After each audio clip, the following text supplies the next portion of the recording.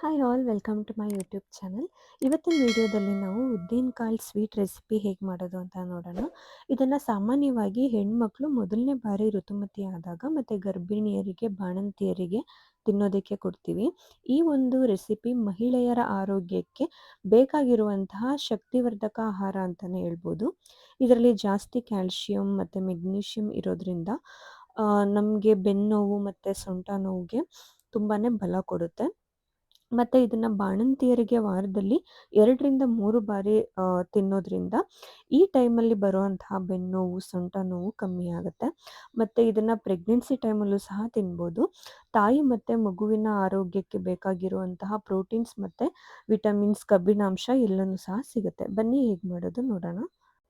ಮೊದಲಿಗೆ ನಾನು ಉದ್ದಿನ ಕಾಳನ್ನ ತೊಗೊಂಡಿದ್ದೀನಿ ಒಂದು ಬೌಲಲ್ಲಿ. ಇದನ್ನು ಫಸ್ಟು ನಾವು ಚೆನ್ನಾಗಿ ಕ್ಲೀನ್ ಮಾಡ್ಕೋಬೇಕು ವಾಟರಲ್ಲಿ.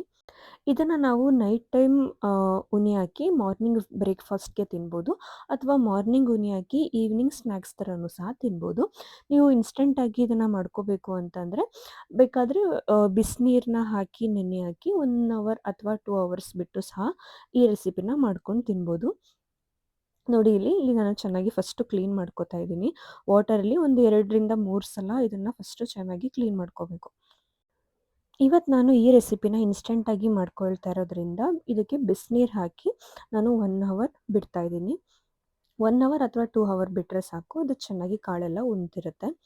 ಅದನ್ನು ನೀವು ಕುಕ್ಕರಲ್ಲಿ 4 to 5 ವಿಷಲ್ಸ್ ಕೂಗಿಸ್ಕೊಂಡ್ರೆ ಆಯಿತು. ಕಾಳೆಲ್ಲ ಚೆನ್ನಾಗಿ ಬೆಂದಿರುತ್ತೆ. ಅಷ್ಟರಲ್ಲಿ ನಾನು ಕೊಬ್ಬರಿ ಮತ್ತು ಬೆಲ್ಲನ ತುರ್ಕೊಂಡು ರೆಡಿ ಮಾಡ್ಕೊಂಡು ಇಟ್ಕೋತಾ ಇದ್ದೀನಿ. ನೋಡಿ, ಈ ಥರ ಕೊಬ್ಬರಿ ಮತ್ತು ಬೆಲ್ಲನೂ ಸಹ ತುರಿದು ರೆಡಿ ಮಾಡಿ ಇಟ್ಕೋಬೇಕು. ಈ ಒಣ ಕೊಬ್ಬರಿ ಮತ್ತು ಬೆಲ್ಲದಲ್ಲಿ ಕ್ಯಾಲ್ಶಿಯಂ, ಫೈಬರ್, ಮೆಗ್ನೀಷಿಯಂ ಮತ್ತು ಐರನ್ ರಿಚ್ ಆಗಿರೋದ್ರಿಂದ ನಮ್ಮ ಮೂಳೆಗೆ ಮತ್ತು ಹಿಮೋಗ್ಲೋಬಿನ್ ಜಾಸ್ತಿ ಮಾಡೋದಕ್ಕೂ ಸಹ ಹೆಲ್ಪ್ ಮಾಡುತ್ತೆ. ಈಗ 5 ವಿಷಲ್ ಆದಮೇಲೆ ಕುಕ್ಕರ್ನ ಓಪನ್ ಮಾಡ್ತಾ ಇದ್ದೀನಿ. ಸೊ ಉದ್ದಿನ ಕಾಳೆಲ್ಲ ಚೆನ್ನಾಗಿ ಬೆಂದಿದೆ. ಸೊ ಬೆಂದಿದೆಯಾ ಇಲ್ವಾ ಅಂತ ಟೆಸ್ಟ್ ಮಾಡೋದಕ್ಕೆ ಸ್ವಲ್ಪ ಉದ್ದಿನ ಕಾಳನ್ನ ಸೌಟಲ್ಲಿ ಎತ್ಕೊಂಡು ಅದನ್ನು ಕಾಳನ್ನ ಚಿತ್ಕಿಸಿ ನೋಡಿ. ಸೊ ಅದು ಕೈಯಲ್ಲಿ ಚಿತ್ಕಿಸಿ ನೋಡಿದಾಗ ಗೊತ್ತಾಗುತ್ತೆ ಬೆಂದಿದೆಯಾ ಇಲ್ವಾ ಅಂತ ಅಂದ್ಬಿಟ್ಟು. ಬೆಂದಿಲ್ಲ ಅಂತಂದರೆ ಇನ್ನೂ 1 ಗ್ಲಾಸ್ ನೀರು ಹಾಕ್ಕೊಂಡು ಇನ್ನೂ ಒಂದು 2-3 ವಿಷಲ್ಸ್ ಕೂಗಿಸ್ಕೊಳ್ಳಿ. ಇಲ್ಲಿ ನಾನು ಕಾಳನ್ನ ಬೆಂದಿದೆಯಾ ಇಲ್ವಾ ಅಂತ ನೋಡ್ತಾ ಇದ್ದೀನಿ. ನಾನೊಂದು 5 ರಿಂದ 6 ವಿಷಲ್ಸ್ ಕೂಗಿಸ್ಕೊಂಡಿರೋದ್ರಿಂದ ಕಾಳೆಲ್ಲ ಚೆನ್ನಾಗಿ ಬೆಂದಿದೆ, ನೋಡ್ತಾ ಇರ್ಬೋದು. ಸೊ ಇಷ್ಟು ಬೇಯಬೇಕು, ಅಲ್ಲಿ ತನಕನೂ ನೀವು ಚೆನ್ನಾಗಿ ಇದನ್ನು ಬೇಯಿಸ್ಕೋಬೇಕಾಗತ್ತೆ. ಸೊ ಈ ಬೆಂದಿರೋ ಉದ್ದಿನ ಕಾಳನ್ನ ನಾವು ಒಂದು ಬೌಲ್ಗೆ ಹಾಕ್ಕೊಂಡು ಆಗಲೇ ರೆಡಿ ಮಾಡಿ ಇಟ್ಕೊಂಡಿರುವಂತಹ ಕೊಬ್ಬರಿ ಮತ್ತು ಬೆಲ್ಲನ ಇದಕ್ಕೆ ನಾವು ಮಿಕ್ಸ್ ಮಾಡಿಕೊಂಡ್ರೆ ಆಯಿತು. ಉದ್ದಿನ ಕಾಳು ಸ್ವೀಟ್ ರೆಸಿಪಿ ರೆಡಿ ಆಗುತ್ತೆ. ಇದು ತಿನ್ನೋದಕ್ಕೆ ತುಂಬಾ ಚೆನ್ನಾಗಿರುತ್ತೆ, ಸ್ವೀಟ್ ಆಗಿರೋದ್ರಿಂದ. ಸೊ ಸ್ವೀಟ್ ಲವರ್ಸ್ಗೆ ತುಂಬಾ ಇಷ್ಟ ಆಗುತ್ತೆ ಆ್ಯಂಡ್ ಹೆಲ್ತ್ಗೂ ಕೂಡ ತುಂಬಾ ಒಳ್ಳೆಯದು. ನಿಮಗೆ ಆಗಾಗ ಸೊಂಟ ನೋವು, ಬೆನ್ನೋವು ಬರ್ತಿತ್ತು ಅಂತ ಅಂದರೆ ಇದನ್ನು ನೀವು ಖಂಡಿತವಾಗಿ ಒಂದು ವಾರದಲ್ಲಿ 2 ರಿಂದ 3 ಸಲ ಬ್ರೇಕ್ಫಾಸ್ಟ್ಗೆ ಅಥವಾ ಈವ್ನಿಂಗ್ ಸ್ನ್ಯಾಕ್ಸ್ಗೆ ಮಾಡ್ಕೊಂಡು ತಿನ್ನಿ. ನಿಮಗೆ ಬೆನ್ನೋವು ಮತ್ತು ಸೊಂಟ ನೋವು ಕಮ್ಮಿ ಆಗುತ್ತೆ.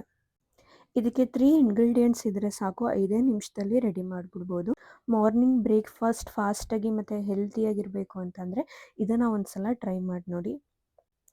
ಇವತ್ತು ಮಾಡಿರೋದು ಒಂದು ಟೈಪ್ ಅಂತ ಅಂದರೆ ಇದನ್ನು ಈ ಥರನ ನಾವು ಉದ್ದಿನ ಕಾಳನ್ನ ಹುರಿದ್ಬಿಟ್ಟು ಇದನ್ನು ನಾವು ಉಂಡೆ ಮಾಡಿನೂ ಸಹ ಸ್ಟೋರ್ ಮಾಡಿ ಇಟ್ಕೊಂಡು ತಿನ್ಬೋದು. ಆ ಒಂದು ರೆಸಿಪಿನ ನಾನು ನೆಕ್ಸ್ಟ್ ವಿಡಿಯೋದಲ್ಲಿ ಹೇಳ್ತೀನಿ. ಸೊ ಇದೇ ಥರ ಹೆಲ್ತಿ ರೆಸಿಪೀಸ್ ಬೇಕು ಅಂತ ಅಂದರೆ ನಮ್ಮ ಚಾನಲ್ನ ಸಬ್ಸ್ಕ್ರೈಬ್ ಮಾಡ್ಕೊಳ್ಳಿ, ಲೈಕ್ ಮಾಡಿ ಆ್ಯಂಡ್ ಶೇರ್ ಮಾಡಿ. And thank you for watching this.